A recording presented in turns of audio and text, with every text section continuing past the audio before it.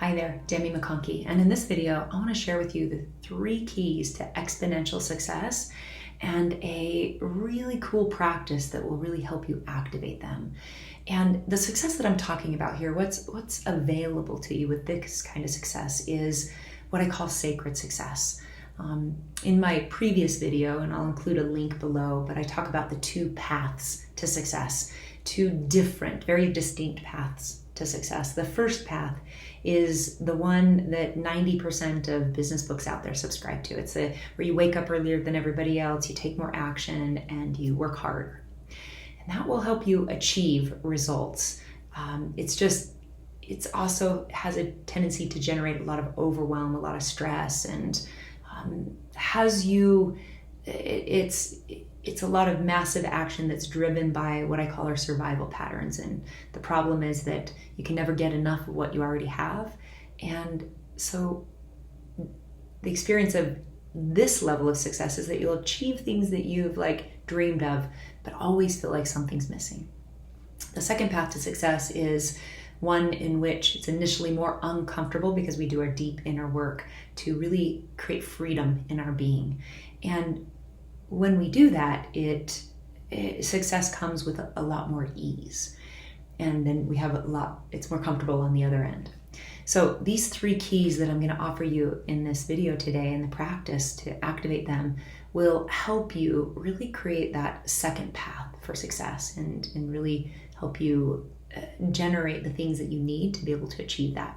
When these keys are activated, it'll help you handle any imposter syndrome that sometimes we get when we go for something big or something new that can often sabotage our success. It'll help you access your inner wisdom. It'll help you turn all of your problems into opportunities. It'll help you know with certainty what to do in any situation, especially your greatest problems and challenges. Almost sounds too good to be true, right? It actually reminds me of that old Sioux legend where the creator had something really important that he wanted to hide from humans until they were ready. And the eagle said, "Give it to me, I'll take it to the highest mountain." And the creator said, "No, they'll venture to the tallest mountains one day." And then the fish said, "Give it to me, I'll take it to the depths of the ocean." And he said, "No, they'll develop suits to breathe underwater and they'll get to the ocean." And the buffalo said, "Give it to me, I will dig it into the depths of the earth." He said, "No, one day they will tear up the skin of the earth and they'll find it there too." And then the blind old wise mole said, "Put it inside of them. It's the last place they will look." The creator said, "It is done." The 3 keys I'm about to share with you are so incredibly simple, which is why they're hard to access.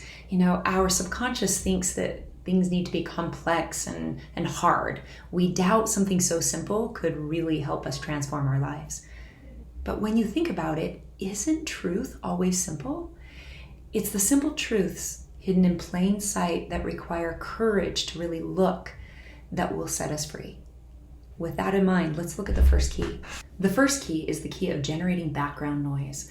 And what I mean by this is to really understand that out of all of the thoughts that you think in a day, you don't have to do something with all of them. The National Science Foundation did a study and they found that on average, humans generate 12,000 to 60,000 thoughts per day. That's like 3,000 thoughts an hour. But here's what's really interesting. They found that 80% of those thoughts were negative. That's a whole lot of negative thinking coming at us on a daily basis, on an hourly basis. And it's important to understand that you don't have to keep paying attention to negative thinking. And so this idea of generating background noise is like when a thought comes up that's negative, put it into the background. I imagine that I have a TV going on in the background, and any thought that isn't generating the kind of attitude and feelings that I want, I put it in the background. It's important to understand here too that your thoughts create your feeling, not our circumstances.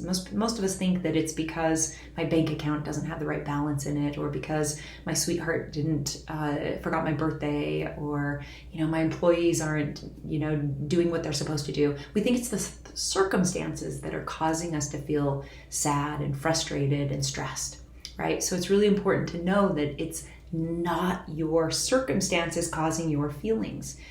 It's your thoughts. And if you know that the thoughts that are not helping you feel the way you want to feel to be able to create the life you want to create, you can just put it into the background. Put a TV on in the background of your mind and just put the negative thinking, just let it slip back. I used to live in a house downtown Salt Lake here, and I used to think it was so quiet because although it was downtown, it was like in this little courtyard and it was relatively quiet.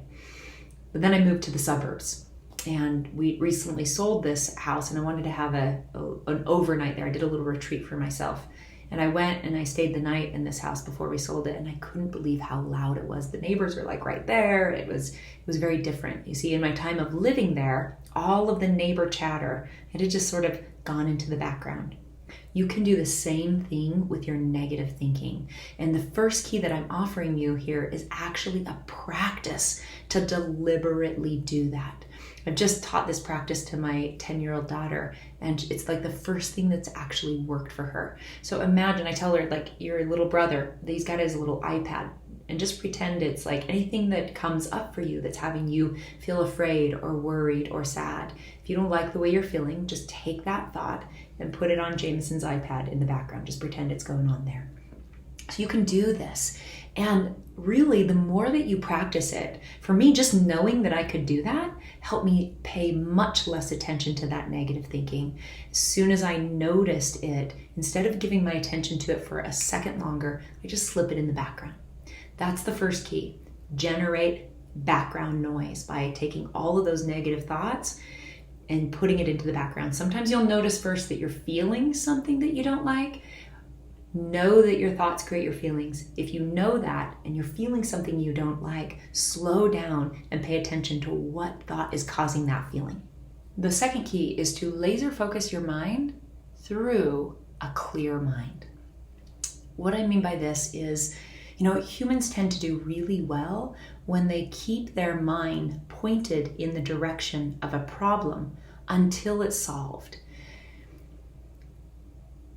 It's just that usually when we have a problem, we won't keep our mind focused through a clear mind. We start trying to solve it or fix it or figure it out through our insecure thinking, through our fear, doubt, and worry. And so this practice of like really laser focusing the mind is to do it through a clearing. Some teachers talk about it like the fertile void, or kind of like the nothing through a clearing. And so the way that I do this is whenever I have a problem at hand, then I go for a walk. The first half of the walk is, I go with the problem in the back of my mind. My laser is focused on the problem. The first half of the walk is intended for me to get lost in nature. I notice that I do the same loop in my neighborhood every day because it's the most beautiful loop with my favorite trees. And if I'll get in awe of nature, I kind of talk about it like nature is God's pacifier. My insecure thinking's going off and, oh, what a beautiful tree. Oh, those flowers are beautiful. And my mind starts to clear down. When your mind starts to clear down, what happens is fresh new thinking can get in. And it's always relevant to whatever problem or challenge or task is at hand. And so if you'll develop this skill to take your problems, take them through a clear mind, meaning let your mind settle and keep it focused. What inevitably happens, what has happened 100% of the time on my walks, is that something will occur to me out of like nowhere. And it's something that I hadn't thought of before. The second key is to laser focus your mind on your problems and your challenges. And you're probably saying, I do that and it doesn't work. But what I mean by laser focusing on your problems is to look at your problems through a clear mind. Typically, when we have problems, our subconscious, those insecure thoughts, that 80% of our insecure thinking that comes up, we get more and more worried about that, and it causes us to stress and worry, and we have more thoughts of worry, and we get in these thinking, feeling loops of worry and stress, and it clutters the mind. And in that cluttered mind, it's like a traffic jam in the mind. Fresh, new creative thinking can't get in. And so here inside of this second key, I want to give you the practice that will help you really develop mastery with all three keys. But I want to offer it here to use it as an example of what I'm talking about. So I want to invite you to take on a practice that will help you clear your mind and help you develop mastery with these three keys. The practice that I want to offer you is to go for a walk on a daily basis or something similar.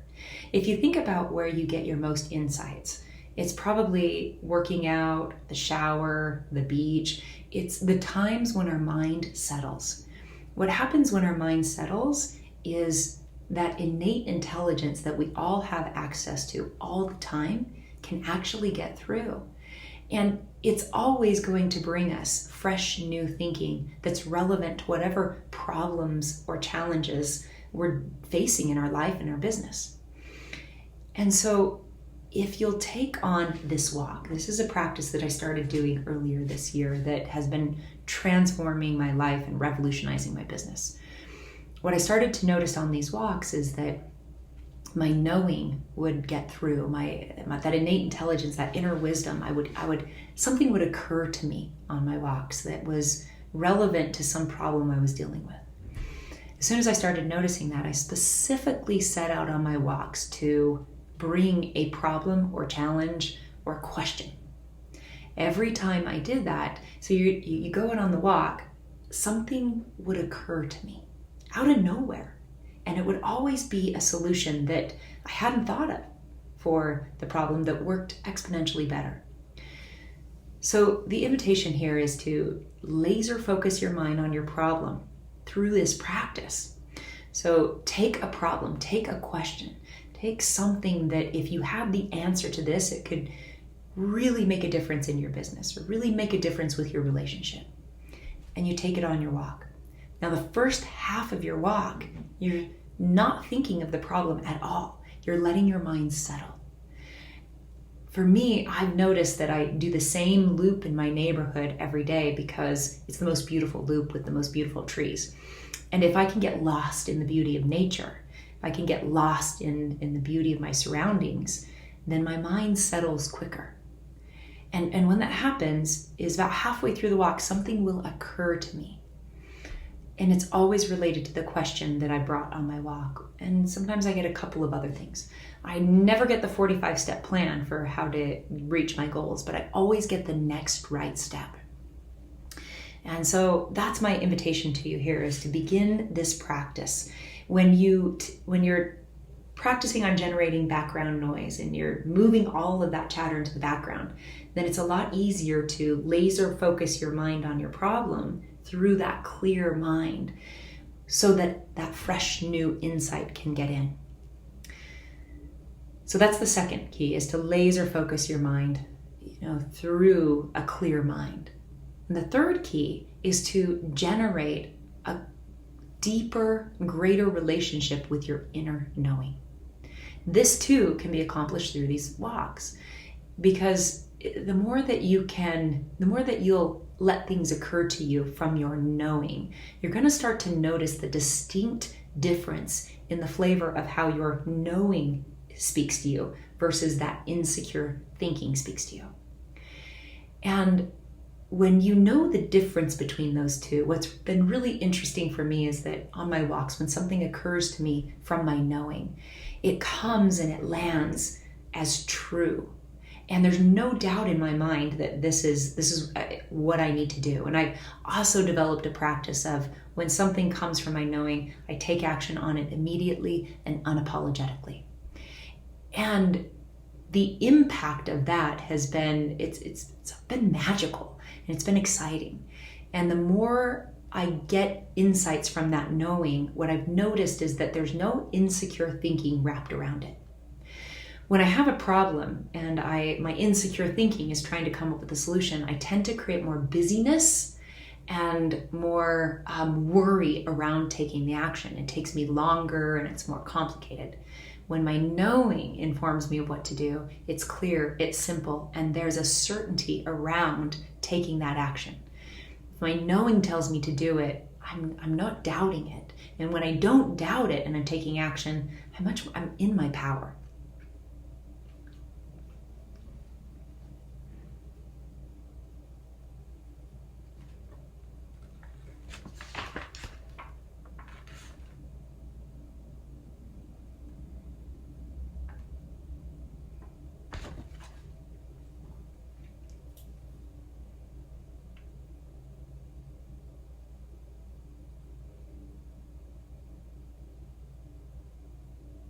I'm here to tell you that one walk a day can transform your life, revolutionize your business, and bring about more miracles than you can possibly imagine. And I invite you to take this on as a practice. And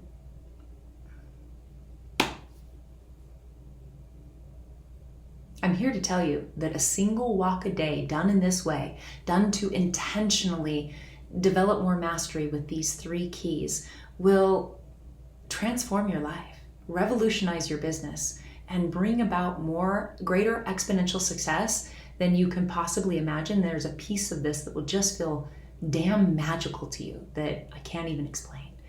I'm excited for you to take this on. I'd love to hear about what your knowing speaks to you, what your experience is, any questions that you have. And take this on as a lifelong practice. As you deepen your relationship to your inner knowing, as you keep your mind laser focused in the direction of your problems, and you keep moving that insecure thinking to background noise, an extraordinary life isn't only possible, it's inevitable. And I look forward to hearing about it. Namaste.